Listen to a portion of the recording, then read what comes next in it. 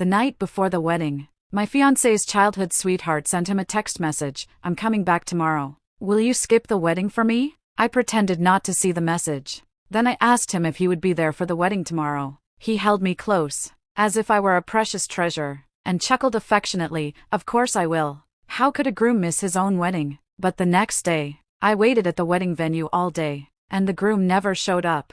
That evening, I saw a social media post from his childhood sweetheart, one phone call, and he rushed straight from his wedding. Maybe that's the confidence of childhood sweethearts. In the photo, my fiancé held his childhood sweetheart's hand, smiling with pure happiness. Normally, I would have made a huge scene, calling him repeatedly to demand an explanation. But this time, I simply liked the post, then commented, "Truly a match made in heaven. I wish you a lifetime of happiness together." The entire wedding was in chaos. Ethan skipped the wedding, and I became the laughingstock of the guests. As I anxiously tried to reach him on stage, the crowd below buzzed with whispers. What terrible thing did this bride do to make him skip the wedding? I heard she was desperate to marry him. The groom already has his childhood sweetheart. Forced love? She deserved to be abandoned.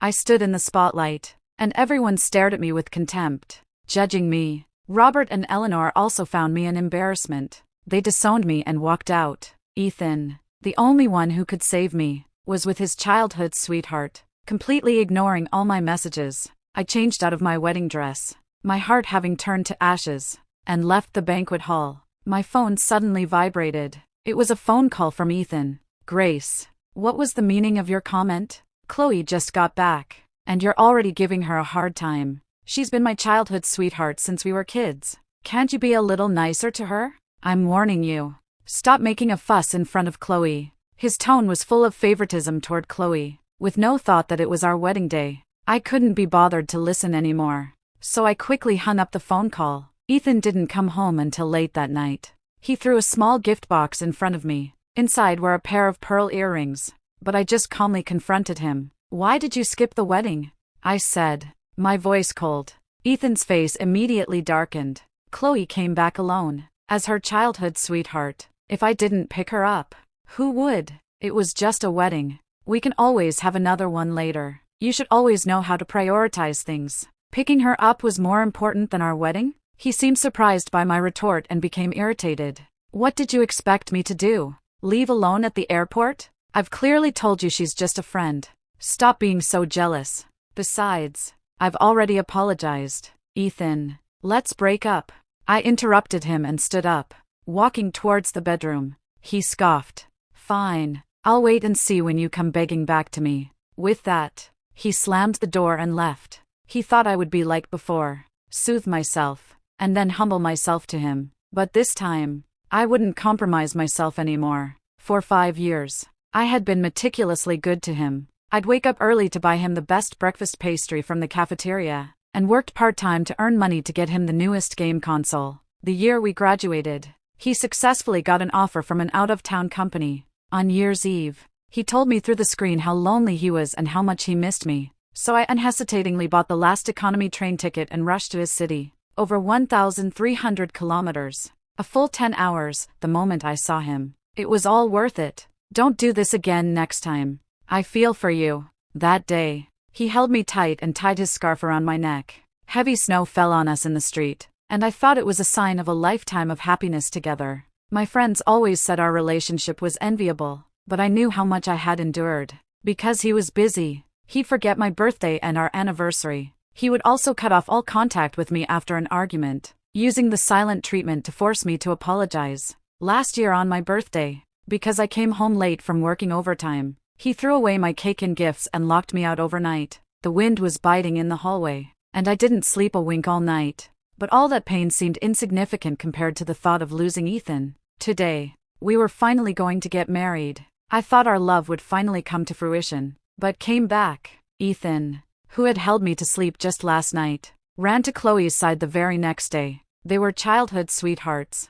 A man deeply devoted to his first, unforgettable love, separated by the Pacific. This thorn, dormant for 5 years, was reshaped by Ethan into a sharp dagger that brutally pierced my heart. My heart died, and I finally admitted that this tormenting relationship had to end. After that night, Ethan never came back. Chloe's social media posts, however, updated frequently. They swam and hiked together, checked into delicious restaurants, and when tired, they'd rest on the same bed. They were indistinguishable from a couple in the throes of new love. I quickly found a new place, packed my belongings, and moved out. And I seized the last opportunity to sign up for an overseas assignment at the office. This is a rare opportunity, and I'm glad you've come to your senses. But you haven't done a long-term assignment before. So to secure this spot, you'll need to show your strength to the leadership. Brenda told me this over the phone. Her meaning was clear: if I secured the new project, I would definitely get the overseas assignment. For the past few years, I had confined myself to Ethan's side, unwilling even to travel for work. Even so, when applications for the overseas assignment first opened, Brenda was the first to think of me. You have great potential, and this opportunity will definitely allow you to gain valuable experience. That day, she earnestly advised me, but the thought of Ethan made me reluctant to leave this city. Because of him, I had missed too many opportunities and wasted years of my youth. Realizing this now, it's not too late. The new project was challenging, but the benefits it would bring me were absolutely worth it. I sat at my desk, my mind buzzing with ideas. It wasn't until my colleagues started leaving one by one that I realized work was over. Ding dong, ding dong. My phone buzzed with a message, and Ethan's profile picture popped up. Picking you up. Downstairs. I looked out the window. His car was parked right in front of the office. Ethan always said he was tired from work, so I never asked him to pick me up. Only once, on a stormy day, I twisted my ankle rushing to get out of the rain and had no choice but to make a call to him. But my polite request was met with his disgust. Are you annoying me? Do you think you're some pampered princess who needs me to pick her up? You deserve to twist your ankle. When I finally limped home, he was already asleep. This time, he was probably just putting on a show and would leave soon. But it didn't concern me anymore. I put my phone away and focused on work. I stayed up until 1 in the morning, then packed up my things and left. Just as I stepped out of the office, Ethan blocked my path. Why are you leaving so late? I waited until I was tired, and the porridge I brought for you has gone cold. He reached out to hand me the porridge, but I took a step back, widening the distance between us. The porridge fell to the ground, splashing its contents all over him. He frowned. I know you're angry about those photos Chloe posted, but we really didn't do anything. The photos she took were a bit misleading. Don't pay any attention to her. I've already come to pick you up.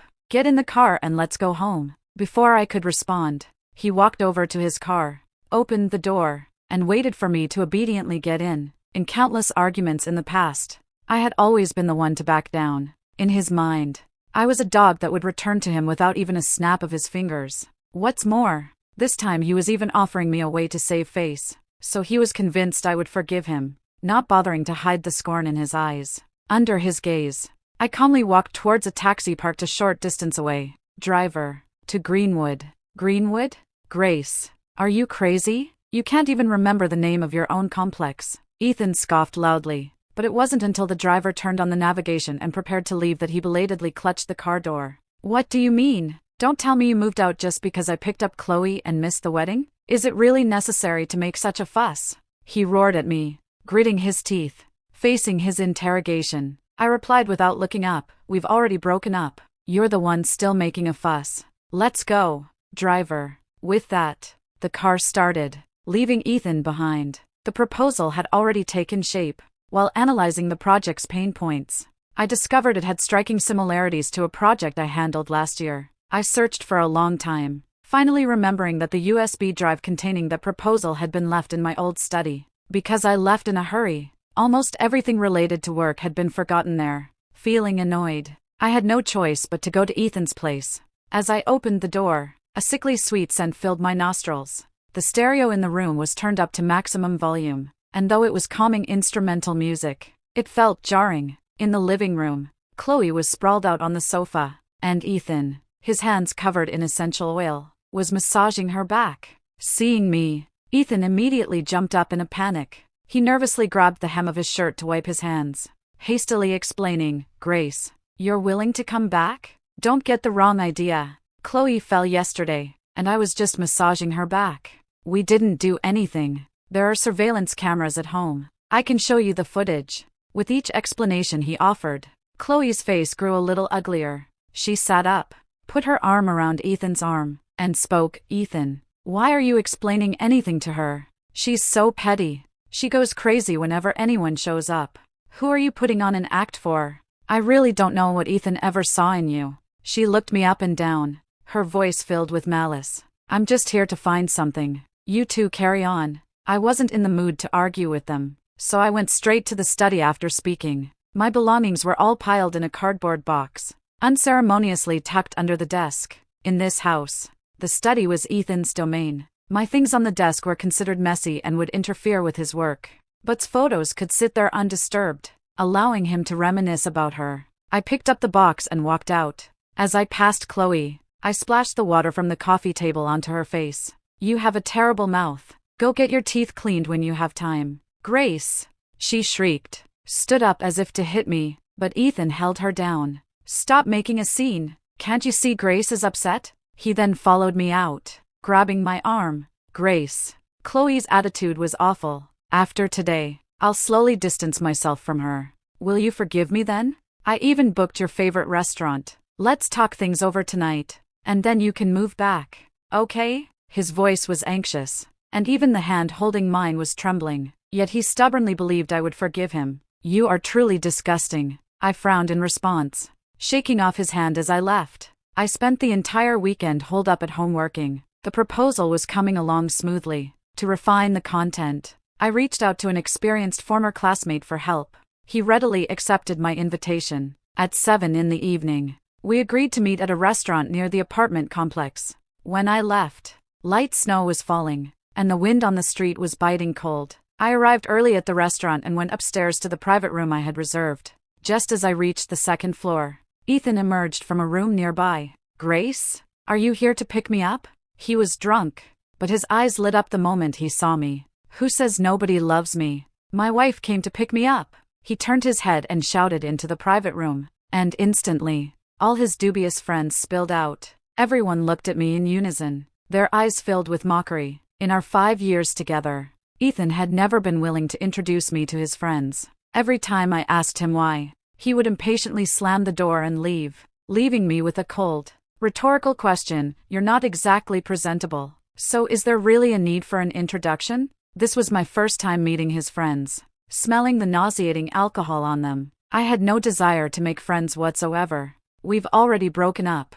Please don't misunderstand. I tried to walk past, but Ethan reached out and grabbed me. Then he dropped to his knees in front of me with a thud, his eyes bloodshot. Grace, please don't be angry, okay? Without you by my side, there's no warmth in the house at all. I really miss you so much. If you come back, I'll definitely make it up to you with a wedding ceremony. Look, I've bought everything. He fumbled around on his person, finally pulling out a diamond ring from his inner shirt pocket. It was the ring I had personally chosen during our wedding preparations. Even the sales assistant could tell how much I loved that ring, but Ethan had ignored it, choosing instead a plain silver band that Chloe had casually pointed to. He said it was Chloe's thoughtful gesture, a blessing for our marriage. But anyone could see that Chloe looked down on me, and Ethan let her belittle me. Watching babble incoherently, I grew even more irritated and smacked the ring out of his hand, sending it to the floor. Don't you understand the words break up?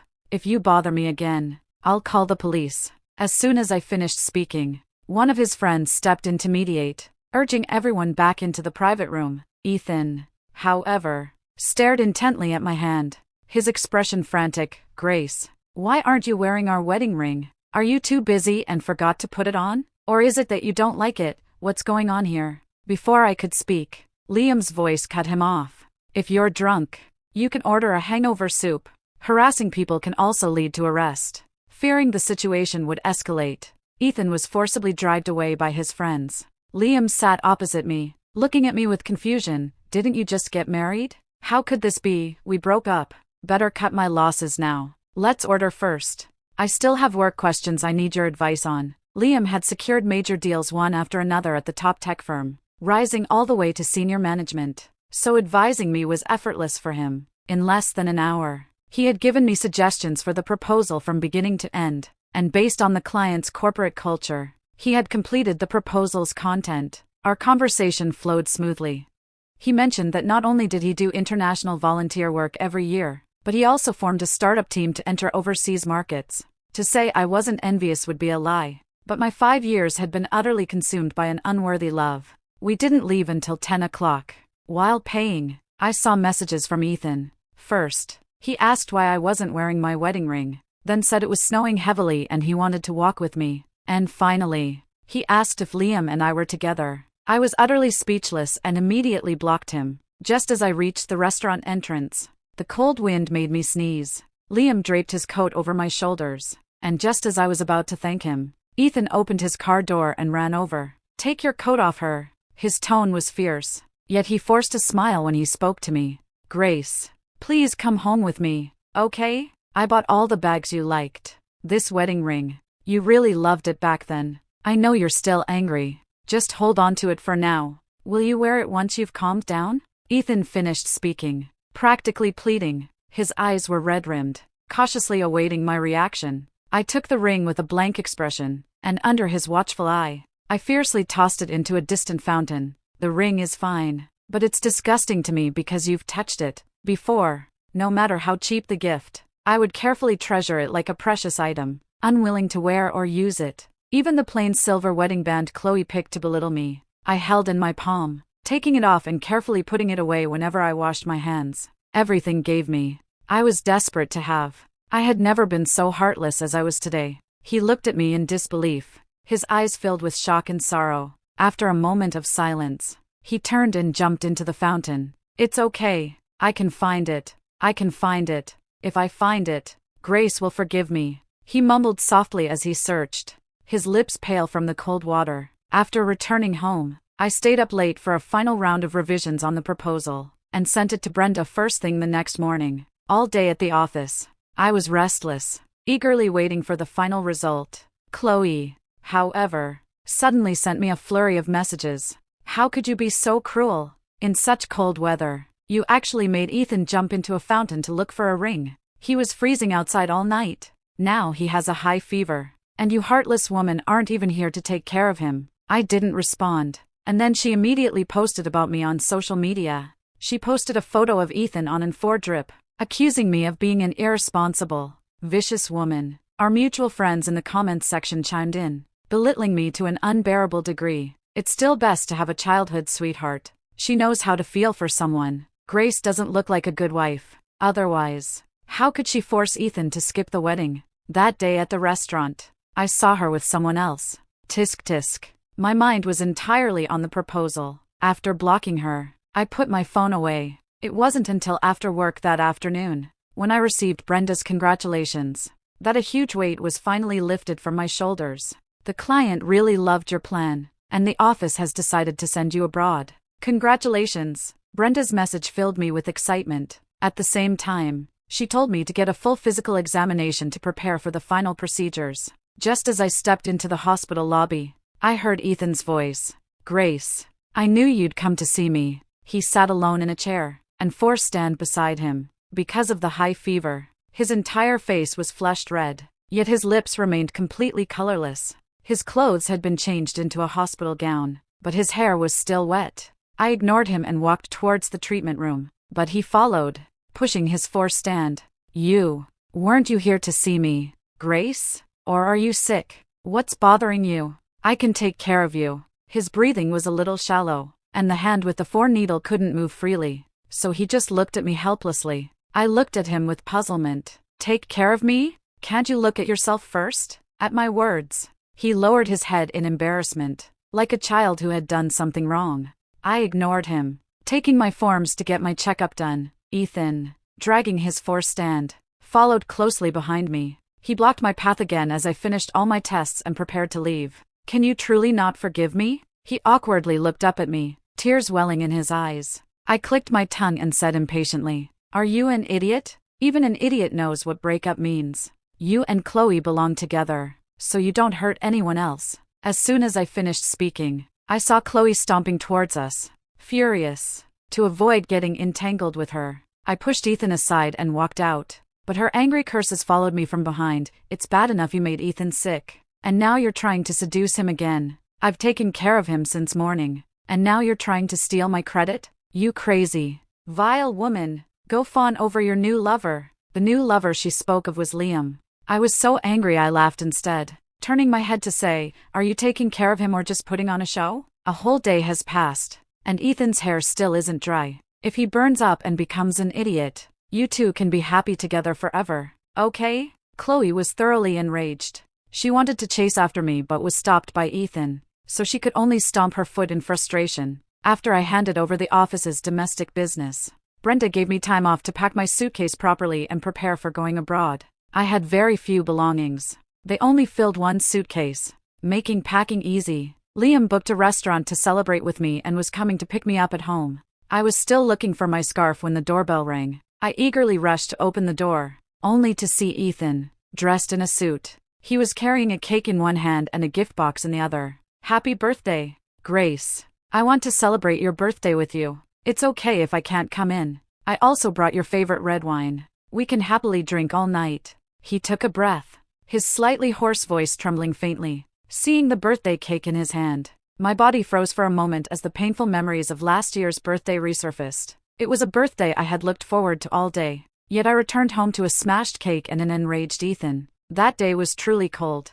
I was exhausted, sending him text messages and making phone calls from outside, but no amount of apologizing helped, because he didn't feel for me at all. "Get lost." I snapped out of my memories, growling at him softly, then unhesitatingly closed the door. "Ah, that hurts." Ethan's pained cry suddenly rang out. To block the door, his entire palm had been severely caught in it. With a crash, the cake fell to the ground, utterly ruined. He forced himself to be calm, enduring the pain as he spoke. "It's fine. I'm not hurt. I saw your suitcase. Are you going on a long trip? What does that have to do with you?" My patience ran out. I reached to close the door again, but he suddenly squeezed inside. "It does. It does. We're lovers. Grace, you can't abandon me. Didn't you say you'd always be with me? How can you leave alone?" I can go with you. Will you take me?" His face was very pale, and even though he pinched his palm hard to stay calm,